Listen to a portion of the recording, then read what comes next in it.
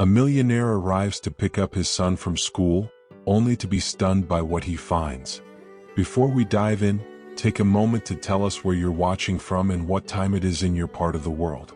Also, don't forget to strike that like and subscribe button. As the final bell rang, the school hallways quickly emptied. Students poured out in noisy packs, but amidst the chaos, one boy remained still. Oliver, a pale blonde 10-year-old, sat slumped against the lockers, his breath shallow and labored. His right eye was bruised and cut, blood trailing down his cheek and soaking into the collar of his pale blue shirt. Just moments ago, the sharp laughter of his classmates had filled the air. "Daddy's money can't save you, rich kid," one older boy had taunted before slamming Oliver against the lockers. The crowd dispersed quickly, leaving him trembling and alone, with only his pain for company.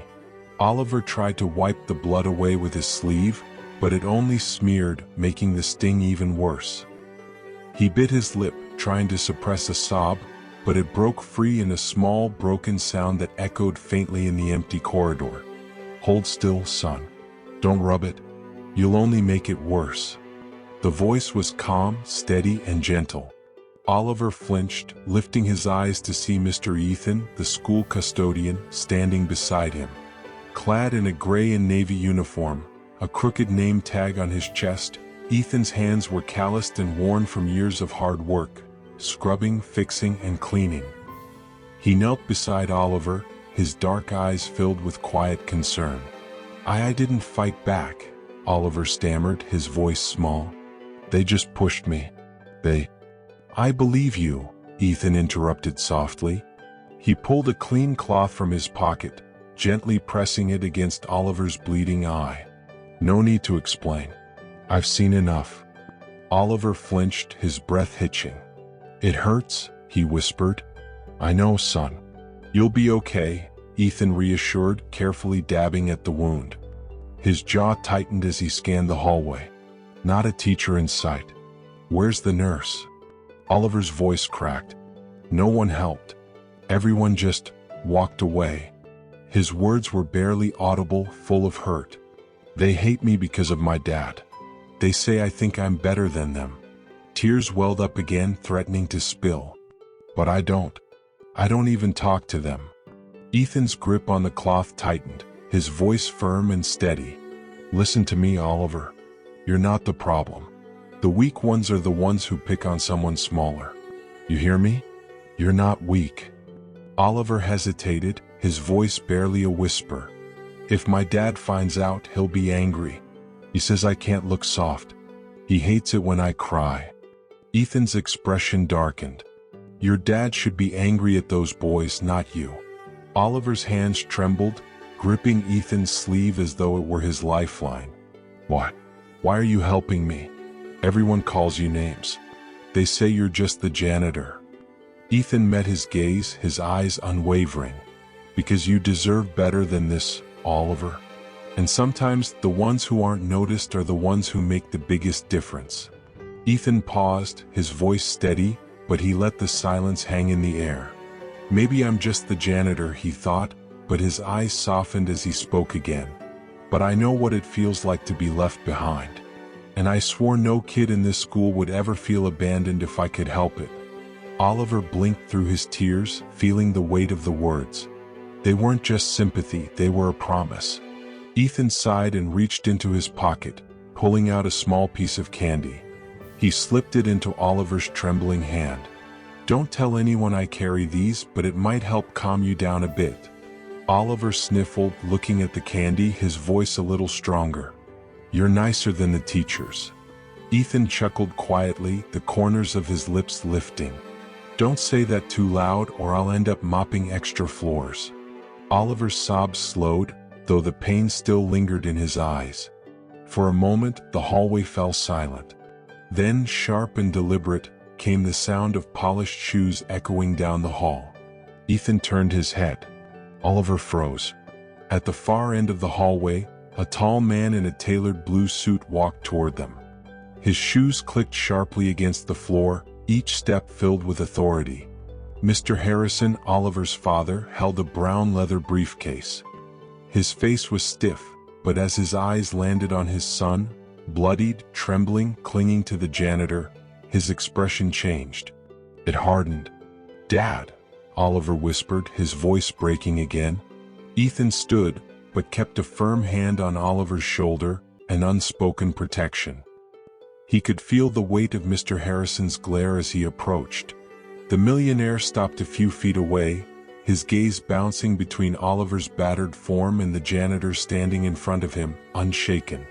The hallway was so still, Oliver could hear the sharpness of his father's breathing. Then Mr. Harrison's voice broke the silence like a thunderclap. "What the hell is going on here?" Oliver flinched, his small fingers gripping Ethan's sleeve tightly. He opened his mouth to speak, but the words caught in his throat, silenced by the fear of his father's wrath. Ethan rose to his full height, still positioning himself between Oliver and the man in the suit. "Your son's hurt. I found him here bleeding. No one else." Harrison's eyes narrowed, cold and calculating. "Bleeding? And you're standing over him? Do you expect me to believe you just found him?" Oliver gasped, his voice weak. "Dad, no, he helped me." "Be quiet, Oliver."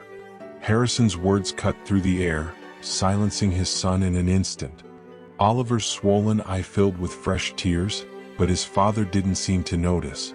Ethan's jaw tightened, his voice calm but firm. "Sir, I don't know what you're implying, but the truth is simple. Your son was left here alone, beaten. I was the only one who stopped to help." Harrison's glare deepened, his face hardening. "You a janitor? You think I'd trust you with my child?" Desperate, Oliver burst out. "He's telling the truth, Dad. They pushed me, they laughed at me. Nobody cared.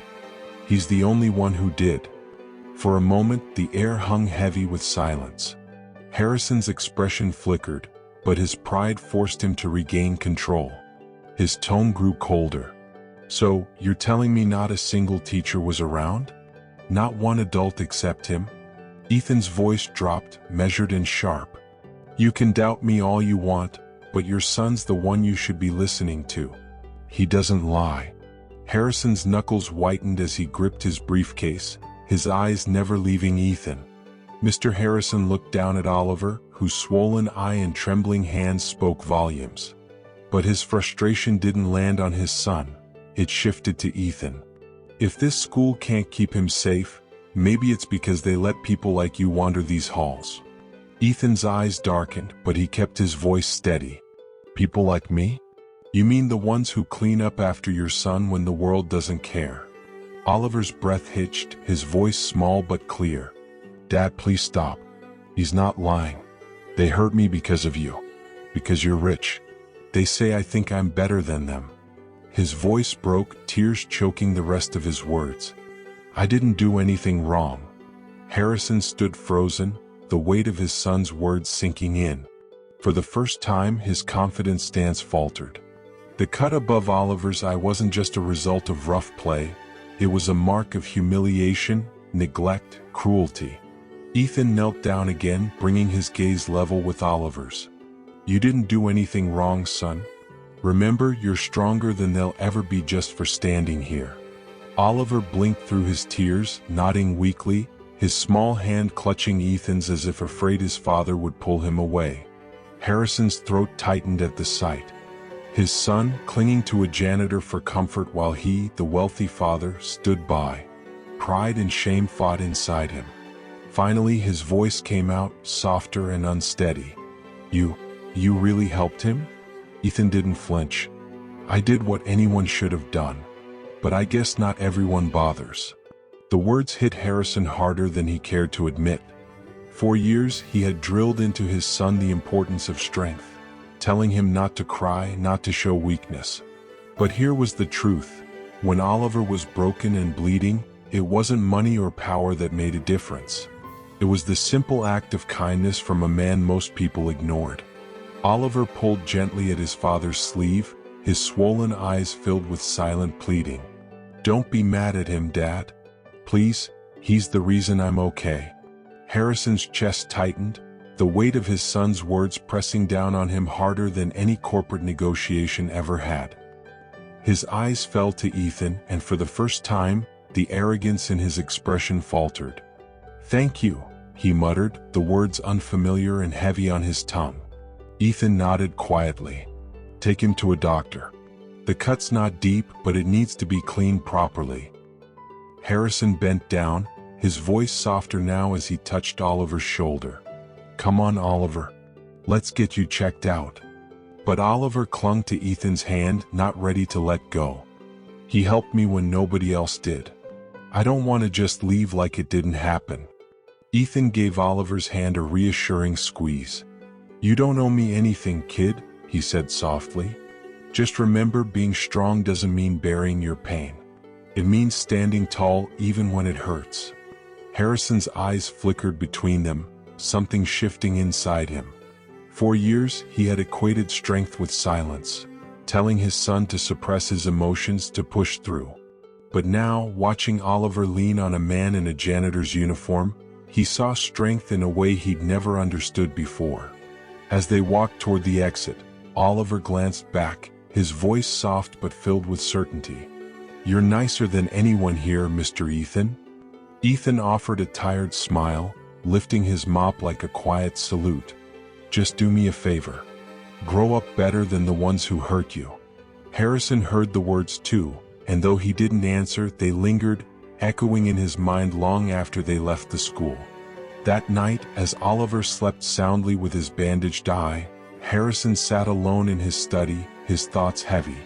For the first time, he accepted the truth. No amount of money could protect his son, but one man's compassion had done what he never could, and it was a debt he knew he could never repay. If you enjoyed this story, don't forget to hit the thumbs up and subscribe for more emotional, dramatic, and unexpected tales. And tell us, where in the world are you watching from? We love hearing from all of you. Until next time, stay kind, stay curious, and keep watching.